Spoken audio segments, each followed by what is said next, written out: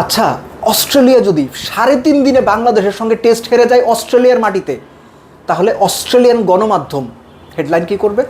তৃতীয় দিন শেষে অস্ট্রেলিয়াকে হারানোর দ্বার প্রান্তে বাংলাদেশ। এবং এ কারণেই প্রথম 3 দিন বাংলাদেশ যতটুকু সতর্ক থেকেছে, চতুর্থ দিন সতর্কতা তার চাইতেও বেশি থাকতে হবে। It's not over until it's over. With conviction নিশ্চিত করতে হবে অস্ট্রেলিয়া যেন কোনোভাবেই 150 রানের লিড না নিতে পারে। উল্টো করে বললে বাংলাদেশকে কোনোভাবেই যেন জেতার টার্গেট 150 বা তার ওপরে চেস করতে না হয়।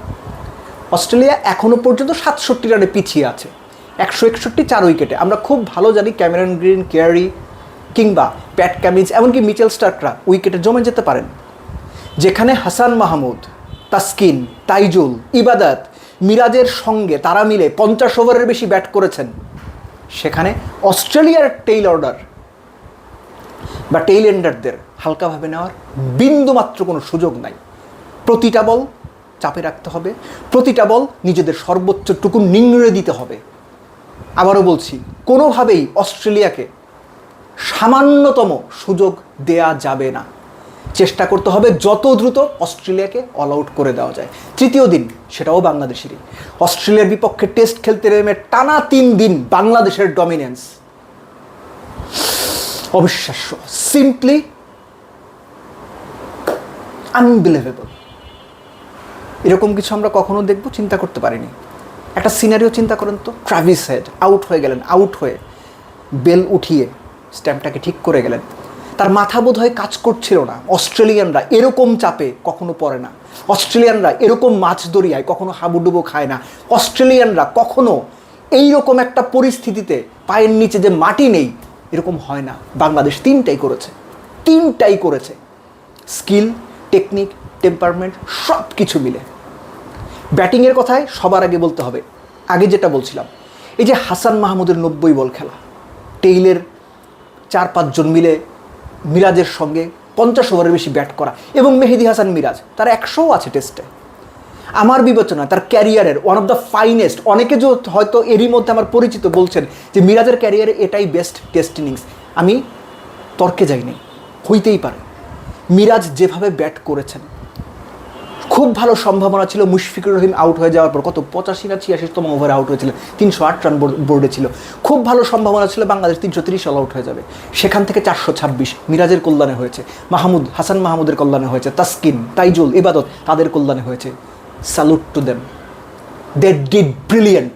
এবং এই যে এর আগের দিনের আলোচনাতে আমি বলেছিলাম, এই যে মিরাজের সঙ্গে যে পার্টনারশিপ হাসান মাহমুদের, ওই সময় কত 43 বোধহয় পার্টনারশিপ ছিল, এই পুরো ম্যাচের পুরো পরিস্থিতি সব হিসেব নিকেশ পাল্টে দিয়েছে।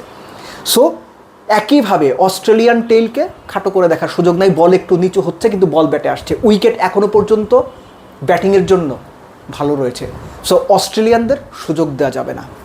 মিরাজের কথা আলাদা করে বলছিলাম, শুধু তাই নয়, মিরাজ যে স্টিভেন স্মিথকে আউট করলেন এই ম্যাচের প্রেক্ষাপটে, প্রত্যেকটা উইকেটই মূল্যবান। এই ম্যাচের প্রেক্ষাপটে, জয় পরাজয় নির্ধারণের প্রেক্ষাপটে হতেও পারে ম্যাচ ডিসাইডিং উইকেট, হতেও পারে মিরাজের ওই caught and bowled, match deciding caught and bowled. Very well done Mehedi Hasan Miraz. সবসময় বলে এসেছি টেস্টের মিরাজ দুর্দান্ত। এই মিরাজ যদি সাদা বলের ক্রিকেটটা অবশ্যই তিনি খেলবেন, কিন্তু সেদিকেই সব মনোযোগ না দিক, টেস্টে যদি বেশি মনোযোগ দেন। আবারও বলছি, আগেও 2টো ভিডিওতে আমি এই কথাটা বলেছি যে হতেও পারে সাকিব আল হাসানের পর বাংলাদেশের best ever allrounder, test allrounder হয়ে মিরাজ থাকবেন। মিরাজ কি চিন্তা করেন আমি জানি না। বাংলাদেশ সত্যিকার অর্থেই জয়ের দ্বার প্রান্তে, যদি না এখন বাংলাদেশ ক্যারিড অ্যাওয়ে হয়ে যায়, যদি না এখন আরে জিতে গেছি, অস্ট্রেলিয়াকে হারাই দিব, আর 6 উইকেটে নিয়ে নিব। Please don't think about it. টানা 3টা দিন আপনারা যে পরিকল্পনায়, যে মনোসংযোগ নিয়ে, যে একাগ্রতা নিয়ে, যে উইথ কনভিকশন অস্ট্রেলিয়ার এগেইনস্টে লড়াই করেছেন, একই লড়াই 4th ডে বা 4র্থ দিনের প্রথম বল থেকে চালিয়ে যান। প্রসেস যদি ঠিক থাকে, অস্ট্রেলিয়াকে যে চাপ বাংলাদেশ দিয়েছে সেটা যদি কন্টিনিউ করা যায়, বাংলাদেশ আপার হ্যান্ডেই থাকবে। জাস্ট একটা পার্টনারশিপ, মার্ক মাই ওয়ার্ডস, জাস্ট একটা পার্টনারশিপ কিন্তু ম্যাচের পরিস্থিতি ঘুরিয়ে দিতে পারে। 4র্থ দিনের প্রথম সেশন যদি অ্যালেক্স কেয়ার এবং ক্যামেরন গ্রিন ব্যাট করে ফেলেন, আমি তর্কের খাতিরে ধরে নিচ্ছি 30 ওভার খেলা হলো, 30 ওভার যদি 100 রানের পার্টনারশিপ একটা গড়ে ফেলেন বা 90 রানের একটা পার্টনারশিপও গড়ে ফেলেন, ম্যাচের মোমেন্টাম কিন্তু শিফট হওয়ার দিকে চলে যাবে। সো বাংলাদেশকে আবারও বলছি, প্রথম 3 দিন যতটুকু সতর্ক বাংলাদেশ ছিল, চতুর্থ দিনে আরও বেশি সতর্কতার সাথে অস্ট্রেলিয়াকে মোকাবেলা করতে হবে। হিস্ট্রি তৈরি হওয়ার মতো অবস্থায় আছে, ইতিহাস হাত ছোঁয়া দূরত্বে, কিন্তু এই হাত ছোঁয়া দূরত্বটুকু অতিক্রম করতে গিয়ে হুড়োহুড়ি করা যাবে না, তাড়াহুড়া করা যাবে না, মাথা খারাপ করা যাবে না। ঠান্ডা মাথায় প্রথম 3 দিন ঠিক যতটা পরিস্থিতি মোকাবেলার সামর্থ্য নিয়ে বাংলাদেশ খেলেছে, ঠিক একইভাবে চতুর্থ দিনেও অস্ট্রেলিয়াকে একইভাবে মোকাবেলা করতে হবে। তাহলেই হয়তো জয়টা শুধুই বাংলাদেশের।